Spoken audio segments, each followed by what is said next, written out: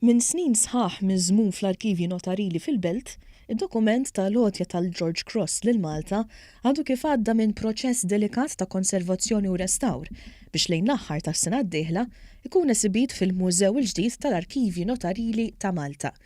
Id-dokument imur lura għall-1943 meta Malta u l-Kuruna iffirmaw kuntratt biex il-George Cross jitpoġġa fuq il-bandiera Maltija għal-qlubija li wrew il-Maltin fit-tieni Gwerra Dinjija. Il-proġett finalizzat kien ippreżentat lill-Ministru Owen Bonnici mill-Fondazzjoni tal-Arkivji Notarili u l-Fondazzjoni Din l-Art Ħelwa.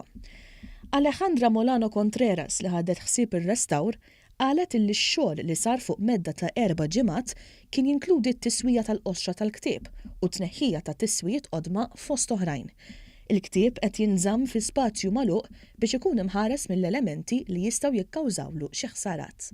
Basically, what I do to the document was, first of all, I clean it, but this document had acidic board that I have to remove, and then I kept the original fabric, the blue fabric, and later on I did paper repairs, most of them at the bottom of the document.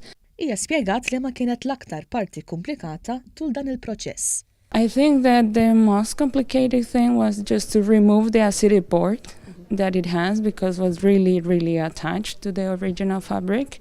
So that took quite a long time and you have to be very slow. And I think it was the most complicated process that I faced with the George Cross, yes.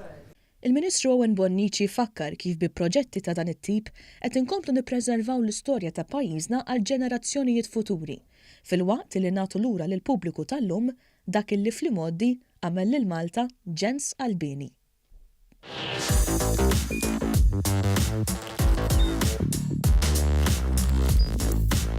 Idħol fuq one.com.mt u hemmhekk tista' tara l-programmi kollha li jxandru fuq One permezz ta' One Play.